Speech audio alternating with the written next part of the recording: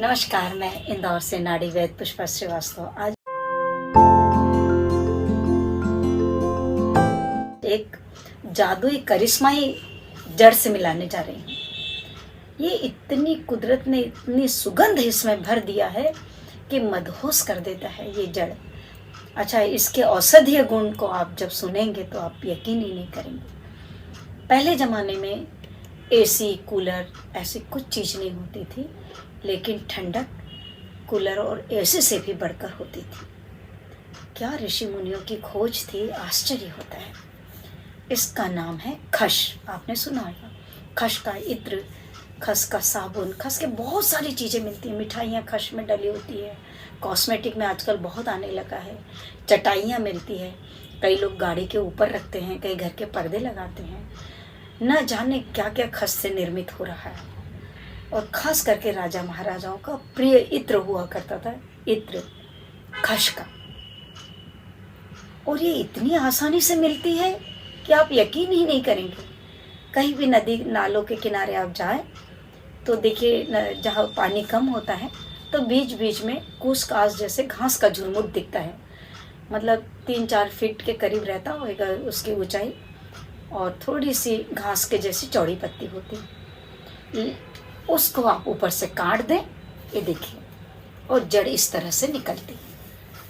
काश मैं आपको इसकी सुगंध सुंघा पाती। इतनी खुशबू आती है, जैसे देखिए बात, ये खस का इत्र है मेरे पास। इतना इतना अच्छा है कि जैसे कई बार ट्रेन वगैरह में गर्मी में मैं लगाती हूँ तो लोग करीब आके बैठते हैं, कितनी खुशबू कहाँ से आ रही है, ठंडी ठंडी खुशबू। खस का शरबत मिलता है बाज़ार में, ये देखिए खस का शरबत बहुत ठंडक देता है। औषधीय गुण के बारे में भी मैं बताती हूँ आपको। ये इस तरह से आप इसको खस का शरबत बाज़ार में मिलता है।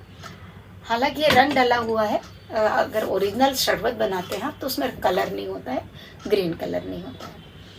अब खस के औषधीय गुण आप जानिए। इतना ज़रूरी है वर्तमान में खस का सेवन, क्योंकि जो मैं देखती हूँ मेरे रोगियों को, इतनी तादाद बढ़ रही है मानसिक रोगियों की। डिप्रेशन, घबराहट, क्रोध, गुस्सा, सामान फेंकना, गाली गलौज करना। वर्तमान में मैं हर बार बोलती हूँ कि एसिड अग्नि तत्व शरीर में बहुत बढ़ रहा है। और ये देखिए, मैंने अपने पेशेंट का ही डब्बा बता के लाई हूँ कि ये हम लोग इस जड़ को इस तरह से पीस के रख लेते हैं। और करीब करीब ये मान के चलिए कि 90% मैं अपने पेशेंट को खस का काढ़ा, अपने जो काढ़े होते हैं उसमें खस डालकर मिश्रण उबाल कर पिलाती हूँ। कितने भी तरह की शरीर में जलन हो, कई बार होता है, कैंसर के पेशेंट होते हैं, किडनी के पेशेंट होते हैं, खूब जलन होती है, दाह इतनी होती है कि क्या करे, तलवे जलते हैं, यूरिन में पीलापन आता है, बूंद बूंद गिरती है, मुहासे हो जाते हैं, वीर्यखलन हो जाता है। इन सभी बीमारियों के लिए, घबराहट, लू लगना, कई बार होता है कि इंसान काम कर करके एकदम चिड़चिड़ा सा हो जाता है। आप यकीन नहीं मानेंगे अभी तो मेरे वीडियो पर, लेकिन जब आप इसका सेवन करेंगे, इतनी अधिक ठंडी औषधि है। एक गलत फहमी आपकी दूर कर दूं, कई लोग मेरे से बोलते हैं कि काढ़े गर्म होते हैं। नहीं, हर काढ़े गर्म नहीं होते हैं। कुछ हमारी इतनी शीतल औषधियाँ होती है कि उसको लेते से ठंडक हो जाती है शरीर में। तो ये नाड़ी वैद्य कभी भी, देखिए, नाड़ी वैद्य को ही बताना चाहिए, वो तासीर समझता है, शीत गर्म या वात वो सब समझता है। अगर शरीर में गर्मी है तो ठंडी दवाई देता है, ठंडी है तो गर्म दवाई देता है। आपको इसके औषधीय गुण बता ही दी हूँ मैंने। बाज़ार में भी बहुत सस्ती मिलती है, आप स्वयं भी ला सकते हैं। आप बिल्कुल 1-2 किलो लेकर आए, बहुत ही नॉमिनल रेट पे मिलेगी आपको, अगर बाज़ार से आप पंसारी की दुकान से लाते हैं तो। और आपको इसको लेने की विधि बताती हूँ। आप किसी भी उम्र के हो, इवन आपका बच्चा भी है छोटा सा, साल भर का, तो उसे भी आप दे सकते हैं बिना डरे। रोग प्रतिरोधक शक्ति है इसमें, रक्त शोधक का पावर है इसमें, बहुत सारे पावर हैं इसमें।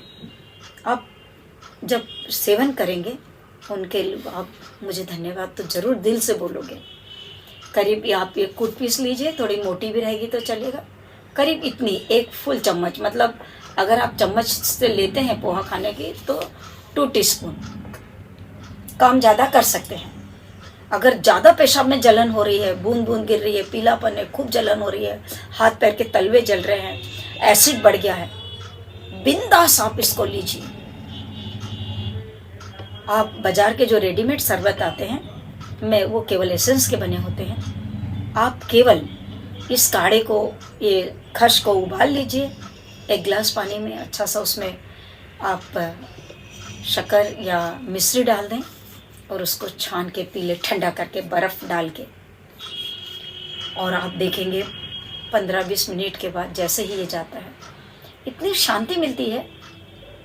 अगर आपके यहाँ लड़ाई झगड़े हो रहे हैं तो सबको खस का शरबत बना दें। आप घर में भी बना सकते हैं, चाशनी बना के शरबत आप स्टोर करके भी रख सकते हैं। किसी वीडियो में खस का शरबत घर पे बनाना बताऊंगी मैं। तो अगर आप जब खस का शरबत पिएंगे, इतने सारी मानसिक शांतियाँ मिलेगी आपको। और पीना चाहिए, पीना चाहिए, शरीर को ठंडक रखना चाहिए, ठंडा रखना चाहिए। शरीर जितना अग्नि तत्व की तरफ जाता है उतने शरीर में व्याधियाँ आती हैं, और जितना शरीर ठंडा रहता है आपका, उतनी बीमारियाँ कम होती है। तो ये खस का सेवन करें। खस का एक वीडियो में और बताऊंगी आपको जंगल जाकर कि किस तरह से दिखता है। खस का इत्र जरूर लगाएं। हम लोग एसिड कम करने के लिए, हमारे बहुत बहुत ही गहन रहस्य छुपे हैं आयुर्वेद में। कई बार हमको ठंडे ठंडे इत्र, जैसे चंदन है, खस है, गुलाब है, लगाने को बोलना पड़ता है। तो आप खस का इत्र लगाते रहिए गर्मी में, और जब बहुत कड़ाके की ठंड है उस समय इसका प्रयोग ना करें, सर्दी हो जाएगी। लेकिन गर्मी, जब भी गर्मी पड़ती है, 9 दफा है या कुछ भी हल्की मुल्की, बहुत ज़्यादा ऐसा भी नहीं डरने की बात कि एकदम ही सर्दी हो जाएगी, ऐसा नहीं, ऐसा भी डरने की बात नहीं। एक वनस्पति है, आप इसका सेवन जरूर जरूर करें। और इस पर से मैं प्रार्थना करूंगी आप सदैव सुखी रहें। वनस्पतियों के प्रति आप एक अपनी जिज्ञासा बढ़ाइए, वनस्पति बोते रहिए। मेरे पास खुद के पास करीब 800-900 वनस्पतियों के गमले हैं, छोटे छोटे से। जरूर नहीं, जहाँ चाह है वहाँ रहा है। और बच्चों पे दया करें, बेटियों को खूब पढ़ाए, बेटियों से खूब प्यार करें। मैं अपना वीडियो यहीं समाप्त करती हूँ। धन्यवाद आप सभी का, पुनः पुनः धन्यवाद। नमस्कार।